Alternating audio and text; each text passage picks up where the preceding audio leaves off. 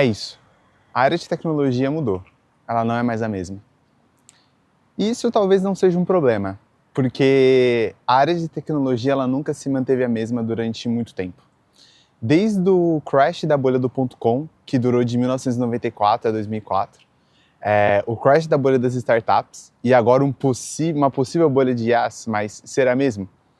Antes disso, eu queria explicar para vocês esse conceito de bolha que a gente tanto ouve em tantos canais sobre TI e sobre reportagens de tecnologia. Uma bolha, basicamente, uma bolha financeira, ela se forma quando a valorização de um ativo é muito maior do que ele de fato é. Ou seja, você valoriza um ativo pelo hype. Isso aconteceu em outras áreas, não só na área de tecnologia, mas, por exemplo, na grande quebra da bolsa imobiliária dos Estados Unidos, quando tinha uma especulação muito grande de imóveis, desencadeou numa crise e foi uma crise que afetou mercados globais. Isso é a mesma coisa na área de tecnologia. Então, no começo dos anos 2000, a gente teve a quebra da bolha do .com, que foi aquele boom de sites, aquele boom de navegadores, onde a gente teve a guerra dos navegadores. E a gente também teve uma bolha de startups que se quebrou recentemente, onde a gente teve um grande volume de startups sendo criadas, mas sem uma grande garantia de devolução. E o grande ponto dessas bolhas que se formam é que você só percebe se foi uma bolha ou não quando de fato passou. Então você não consegue saber se o que a gente vive hoje com inteligências artificiais é ou não uma bolha, justamente porque a gente não chegou ainda no final do período onde os investimentos deveriam estar se pagando. Então a gente tem, por exemplo, a OpenAI, que já arrecadou bilhões em investimentos e cada vez mais empresas apostando nesse hype, mas será mesmo que é só hype? E nesse vídeo eu queria explorar não somente as consequências disso, mas também explorar como isso afeta a vida dos programadores. Vamos olhar um pouco primeiro para como a quebra da bolsa de startups afetou o mercado. Nos últimos 5, 6 anos, a gente teve uma grande boom de startups, muitos fundos de investimento sendo criados, muitas startups sendo criadas, e a startup é um conceito de uma empresa que ela resolve problemas conhecíveis. O que são problemas conhecíveis? São aqueles problemas onde você não conhece ainda uma solução. Então você precisa fazer diversas iterações ali de quase uma tentativa e erro, mas de uma forma mais controlada, para entender se a sua solução se encaixa naquele problema. Quem apresenta esse conceito é o Eric Rice no livro Startup Enxuta, onde ele fala sobre o método PDCA, planeje, tome uma ação e replaneje de novo. Ele também fala sobre esse método de exploração das startups. Por isso que a startup ela é classificada, e aí muitos países classificam de uma forma diferente, mas o principal ponto é uma empresa pequena, de alto risco, que explora um problema que ainda não foi solucionado. E a gente teve um grande crescimento dessas empresas nos últimos anos, e essas empresas elas não são lucrativas no primeiro momento, então elas precisam de investimento para que elas sejam de fato consolidadas. E o que aconteceu? Houve muito investimento, houve um aquecimento muito grande no mercado de tecnologia, porque essas startups elas contratavam muitas consultorias para poder fazer e desenvolver a sua tecnologia, ou até mesmo contratar desenvolvedores, e isso foi criando ali todo um mercado, uma atmosfera. Essa atmosfera ela se mostrou no fim da pandemia uma bolha, porque a pandemia ela facilitou com que essa bolha continuasse crescendo e ela postergou o crash dessa bolha. E quando que o crash dessa bolha se deu? Quando diversos grupos de investimento e diversos investidores perceberam que, olha, muitas startups que a gente investiu, elas não atingiram o estágio que era necessário ali em mais ou menos 3 ou 4 anos de maturidade para trazer um retorno. E também não mostra nenhum tipo de possível retorno vindo. Então a gente vai tirar o nosso dinheiro e essas startups elas vão quebrar. Essa quebra dessas startups que não eram lucrativas, que é 99% delas, ocasionou layoffs em massa, ocasionou demissões em massa e ocasionou uma falsa impressão de que a régua no mercado subiu. Mas na verdade ela só voltou ao que era. Porque durante esse período, como você precisava de uma demanda muito alta de profissionais de uma forma muito rápida, você tinha processos seletivos que eles visavam em contratar mais rápido e não invalidar se de fato você sabia aquilo que você estava querendo saber. Então, muitas vezes você entrava, você era contratado, mas você ficava um período de 6 meses a 1 ano só estudando para depois vir desenvolver. E muitas empresas apostaram nesse método de contratação, onde você contratava para desenvolver o funcionário durante 6 meses e aí depois você de fato colocava ele para trabalhar nas tarefas. Hoje existem muitas empresas que ainda mantêm esse modelo de negócio e existem diversas escolas que fazem esse modelo de negócio para outras empresas. E aí eles chamam os famosos bootcamps. Então eles pegam pessoas, capacitam, treinam, elas participam de um bootcamp que no final é um processo seletivo para essa empresa e eles começam a trabalhar lá. E quais foram as consequências disso? A gente teve justamente essas demissões em massa, a gente teve justamente uma regularização do mercado de TI.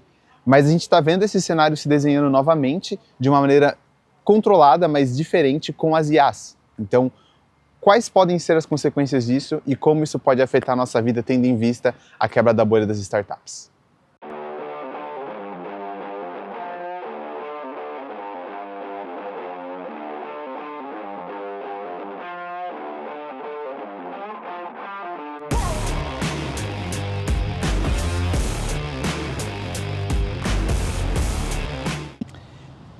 E falando em relação à nossa profissão, se a gente analisar o que já existe hoje de recurso de IA e o que isso mudou na nossa vida, basicamente a gente vai ter os dois principais modelos, que é o GPT, que origina o ChatGPT, e a gente tem o modelo Llama, que é um modelo do Facebook, que é onde eles impulsionam a Meta AI e esse tipo de coisa. O que esses modelos já proporcionam para a gente? Para uso geral, a gente tem o ChatGPT, que já pesquisa na internet, que já faz diversas análises, que faz diversas coisas para você no dia a dia, diversas coisas simples. E falando um pouco mais de programação, a gente tem coisas como o Tab9, que são ferramentas de programação. E a gente tem também o GitHub Copilot, que hoje é um dos maiores assistentes de IA para desenvolvimento de código. Essas duas ferramentas, e entre muitas outras que eu não citei aqui, elas trazem uma produtividade por conta da facilidade de acesso à informação que antes você conseguiria obter no Stack Overflow. Então, antes de você ter a popularização de modelos de IA, você tinha o quê?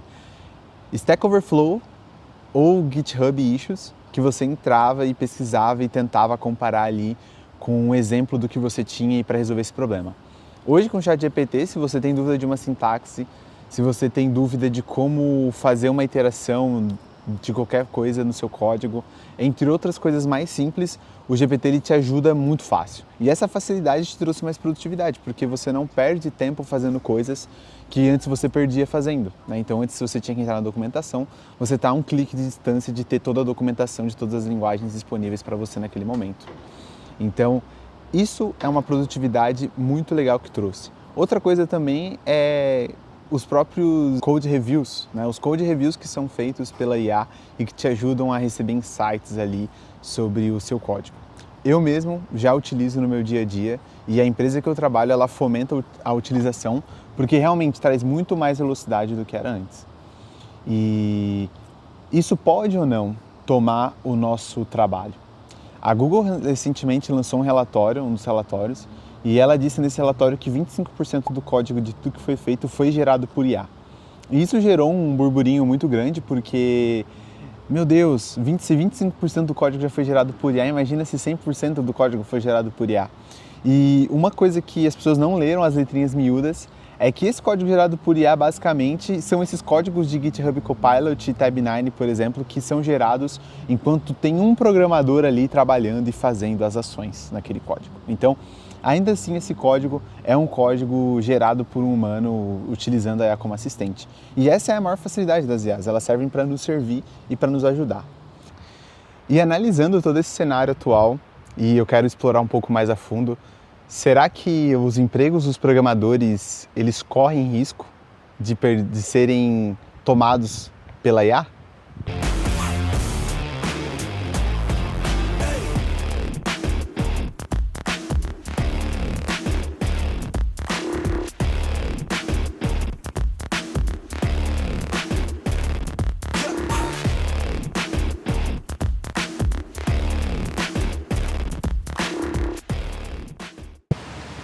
E pensando no futuro dos programadores, não, eu não acho que a IA vai tomar o nosso trabalho e nos próximos 5, 10, 15, talvez em 20 anos isso possa acontecer. Mas eu não acho que o desenvolvimento das IAs ele vai se dar de uma maneira tão rápida para que a gente consiga avançar para estágios onde programadores serão totalmente substituídos. Eu entendo as IAs como uma das ferramentas mais disruptivas do nosso século.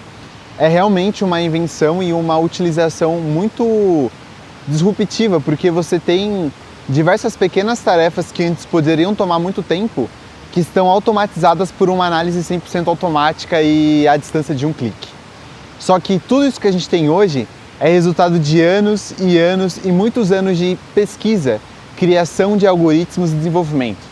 E em algum momento, e nós já estamos chegando nesse momento, teremos um platô de conhecimento para as IAs, onde não será tão simples fornecer uma experiência de último mundo, de último nível, do mais alto grau sofisticado na máquina de cada uma das pessoas. Então, em algum momento, chegará um gargalo tecnológico, onde você não vai ter algoritmos tão otimizados para que você consiga ter modelos de IA tão avançados que consiga pegar toda a análise subjetiva que é feita por um desenvolvedor, por um analista de sistemas, para transformar um sistema em código. Porque um sistema nada mais é do que um negócio, do que um modelo de negócio transformado em código. E para que isso seja feito, você precisa de muito poder computacional do que a gente tem hoje, que não é baseado em cálculos matemáticos somente ou análises de para, mas assim uma análise muito mais subjetiva do que é feita. Então eu não acho que as IAs vão tomar o nosso trabalho nos próximos anos, mas mesmo assim eu acredito que são ferramentas muito disruptivas. O meu outro ponto é, nós vivemos ou não uma atual bolha das IAs? E isso é uma coisa muito difícil de se responder, porque a gente ainda não sabe se todo investimento em OpenAI ou outras empresas de IA vão se pagar ou não. A gente não sabe ainda onde tudo isso pode levar. E se no final tudo isso vai ser simplesmente sobreposto por um modelo único que faça tudo o que essas pequenas empresas separadas estão fazendo. Então, ainda é muito difícil de dizer se é uma bolha ou não. Na minha visão, eu acredito que sim, seja uma bolha, porque existe um hype muito grande em torno disso e geralmente onde todo esse hype é encontrado, muito da análise fria é deixado de lado. Então, mesmo que não seja 100% ali uma bolha, muita coisa pode trazer retorno. Eu acredito que é uma bolha porque tem muito hype envolvido. E geralmente onde tem hype, essa análise ela acaba sendo deixada de lado. Esses são os meus 2 dedos de contribuição para falar sobre o mundo das IAs hoje e como isso afeta a nossa profissão. E se você gostou desse vídeo, deixe o seu like, o seu comentário e me diga aí o que você acha.